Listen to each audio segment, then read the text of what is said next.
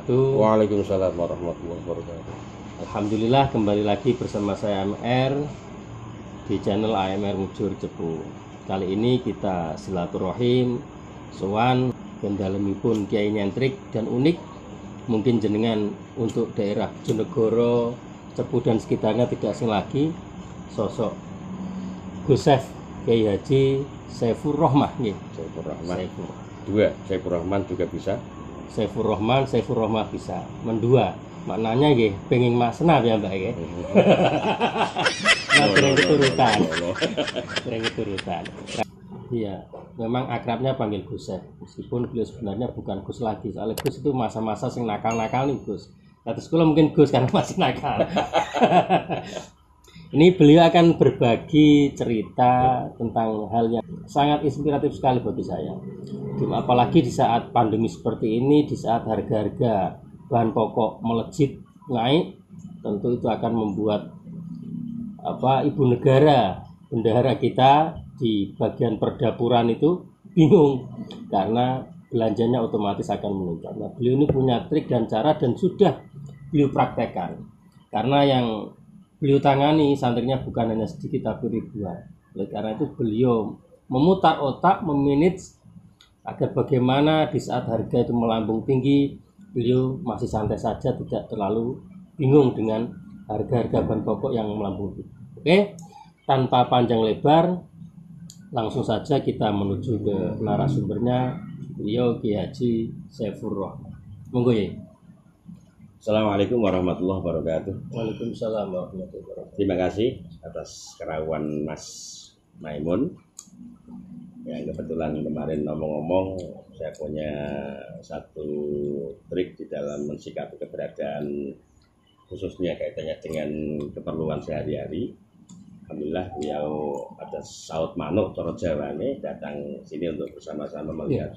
Ya nanti kita lihat di pressure saya juga. Intinya di dalam kehidupan salah satu yang menjadikan pikiran kita galau itu manakala urusan dapur itu agak terganggu. Karena fluktuasi harga di sekitar kita itu luar biasa. Seperti contohnya Lombok sekarang. Lombok yang 6 bulan yang lalu harganya 10.000, sekarang sudah mencapai 90, ada yang mencapai 80, ada yang mencapai 100 gitu. Itu yang Lombok pedes, padahal orang-orang yang pecinta pedes ya nangis. Nah, terus ya. Contoh juga seperti berambang, bawang. Kalau bawang putih memangnya harganya stabil, tapi ada kadang-kala harga 12 bisa mencapai 24 sampai 30. Bagaimana meski itu kami berpikir dan kami prakteknya dalam kehidupan sehari-hari. Nah, karena itu nanti kita contohnya contohnya seperti ini. Misalnya ketika Lombok harga termurah itu 8.000, 10.000 lah kan 8.000. Termahal itu bisa mencapai 90, sekarang 100. Jadi kalau kebutuhan saya dalam 1 bulan, 1 tahun itu 1 kintal. Nah, berarti kalau saya mencari harga yang termurah hanya 800 1 kintal. Kalau harga tertinggi berarti sampai 10 juta. Nah, saya harus mensikapi ini bagaimana kita ambil harga tengah aja, katakanlah harga 40.000. Saatnya caranya gimana? Saya beli waktu murah, saya beli 1 kintal, kemudian saya kukus, kemudian kita dinginkan, kita timbang 1 on, masukkan ke plastik, kita masukkan ke freezer. Plastiknya sekitar habis 50.000, romboknya sekitar katakanlah 800.000, sama LPG-nya 25.000, berarti 325.000. Kemudian setelah itu kita freezer itu kalau freezer di angka 1 bukan angka 3, angka 1 itu berarti dalam 1 hari maksimal hanya 2.000. Kebutuhan listrik ya Mas ya. Maksimal 1 hari 1 malam bisa 1.500 kalau sosial. Kalau biasa itu sekitar 2.000. Katakanlah ada 2.000 berarti dalam 1 bulan kita butuh 60.000. 60.000. Kalau dalam 1 tahun kita butuh 600.000, berarti 720.000. Ditambah dengan modal tadi awal 875, berarti kita hanya butuh 1,6 sekitar 1.600.000 kurang 50, kurang 5.000. Padahal kalau kita harga standar, harga tengah-tengah juta, 1 kintal yang 40 buat 4 juta, berarti kita sudah untung dari situ untung. Sudah untung. Itu harga tengah-tengah ya, untung. Apalagi saat seperti ini.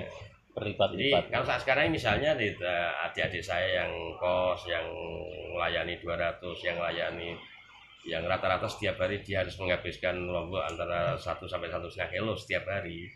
Kalau dulu katakan harga 10.000 hanya 15.000, kalau sekarang bisa 150.000. Jadi keuntungan sedot itu sudah ngeluh, baru mikir satu lombok kebutuhan, belum yang lain.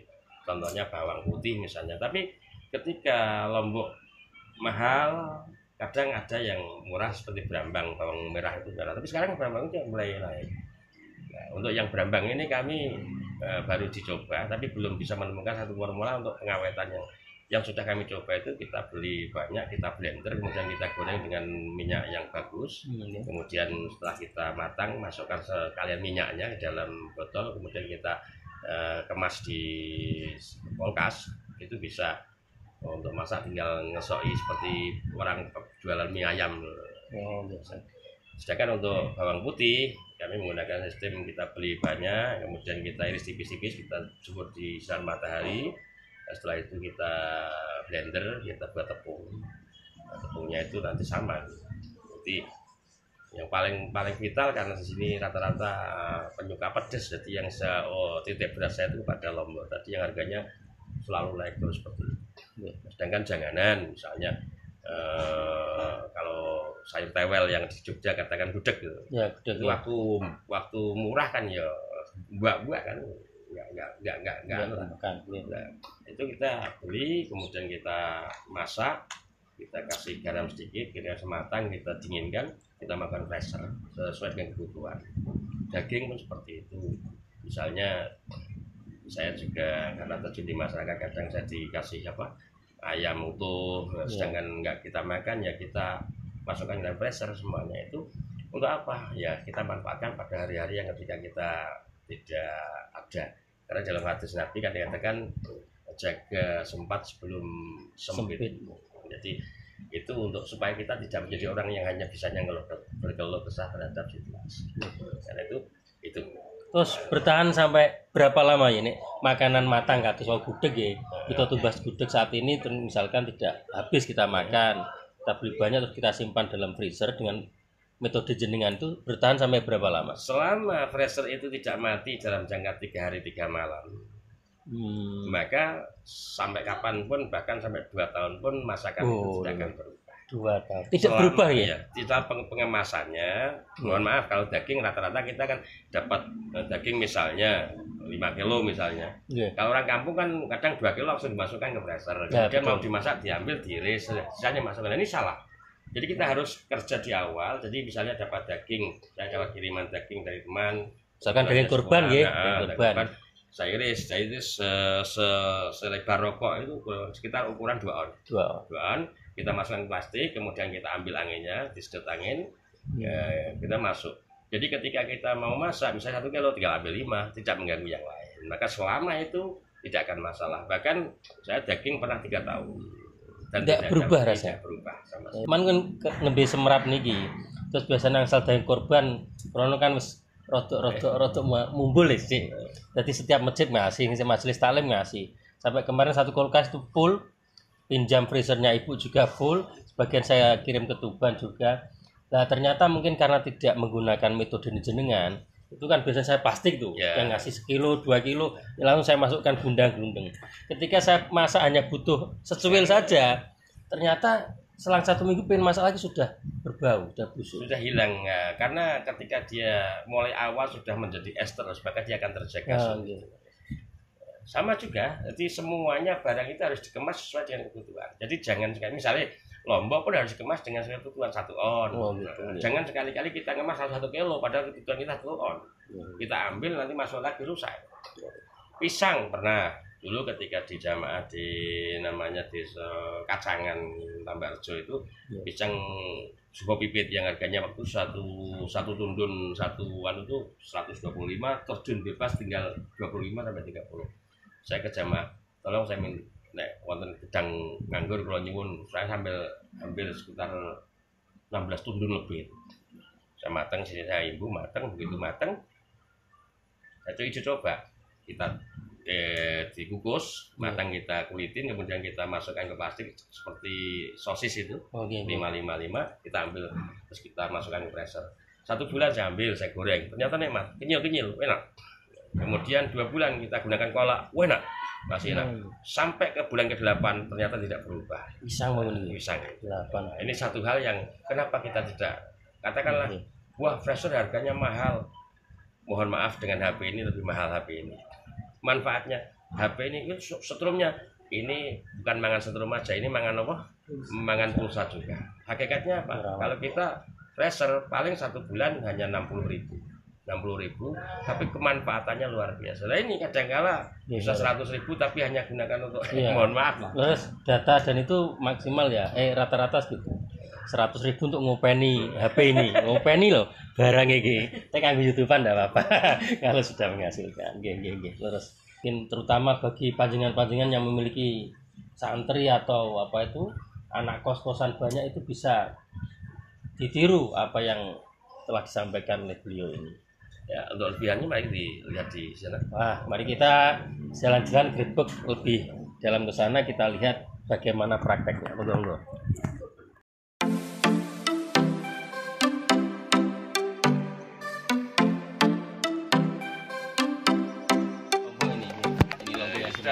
Ketika harga masih 6.000 kemarin, kita titip sama Pak Haji Lukman Kalitidu yang biasanya kolaan ke Kediri, langsung diturunkan di sini 1 kuintal 800.000 itu. Jadi saat sekarang ini yang lain sambat, kita guyu.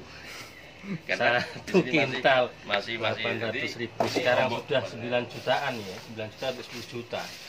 Ini juga ada apa sebenarnya? Namanya tekoka itu terong kecil-kecil yang biasanya bedil-bedilan itu. Kita masak matang, kemudian kita meletakkan di freezer, karena untuk sayuran itu harus matang. Nah, ini contoh ini lulang sapi.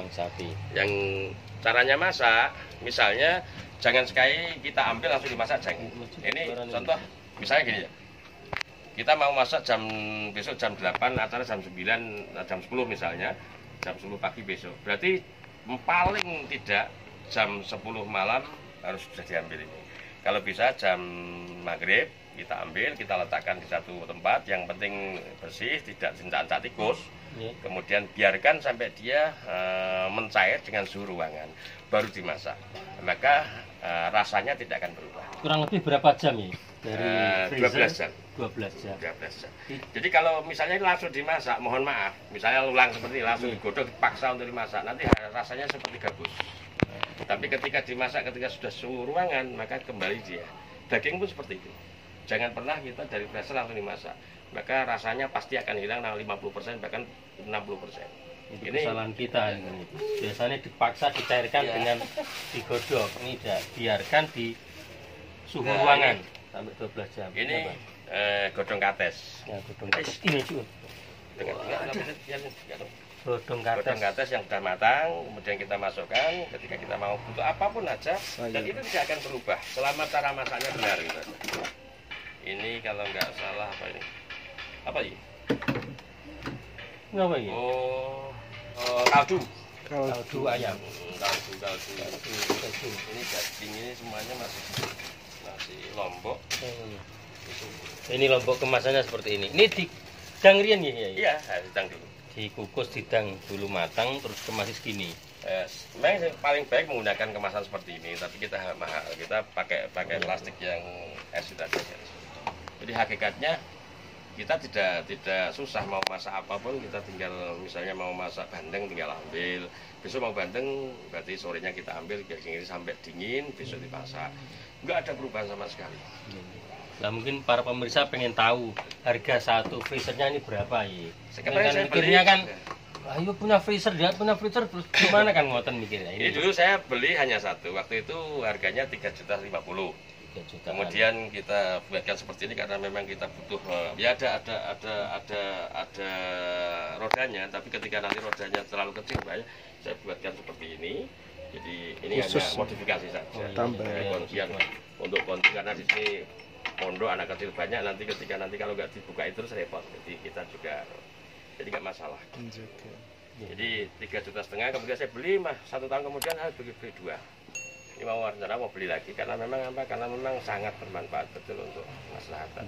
Lebih-lebih orang-orang yang pondok-pondok pesantren atau mungkin asrama yang punya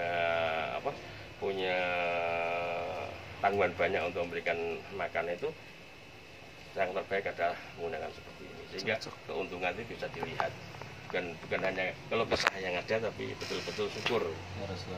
Itu penting, penerapan syukur itu nomor 1 lah.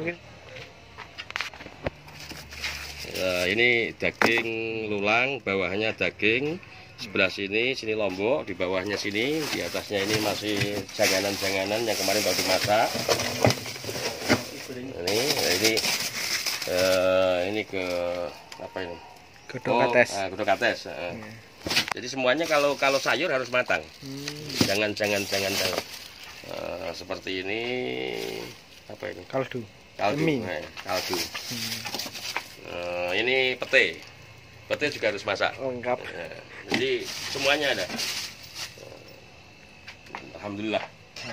Kalau yang ini juga sebagian ikan laut. Yang penting dikemas dengan benar. Ini daging. Nah, ini daging murni nih. Daging masih berapa bulan itu?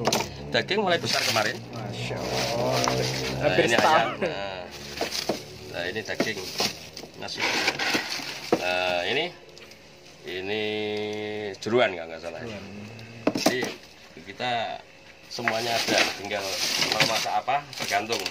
Misalnya kita mau masak apa senengnya, sama foto seni kelentang. Nah, ini kelentang. Tidak ada yang sia-sia, semuanya ada bermanfaat. Niki buah-buahan nih, khusus buah-buahan nih. Apa? Niki. Bukan, semuanya buah kita tidak. Enggak dipisah-pisah nih. Dicampur pun enggak apa-apa. Enggak masalah, selama pengemasannya bagus. Ada lumbu, ini ada apa ini? Ada kalau ini kopi. Kopi juga. Ketika kopi itu kita kemas kecil-kecil, kopi ini. Ya, mohon maaf, kopi ini dikemas kecil-kecil, kemudian kita gunakan sampai 3 bulan tidak berubah. Kopi itu ketika sudah dideplok, kemudian tidak digunakan dalam jangka 1 minggu, dia rubah. Tapi ketika begitu dikeplok, ditumbuk, selesai, diayak, langsung dimasukkan plastik seperti ini, maka dia bisa 3 bulan tidak berubah. Ini satu pengalaman dan saya praktekkan betul. Langsung dari sumbernya, no hoax, no settingan, asli live.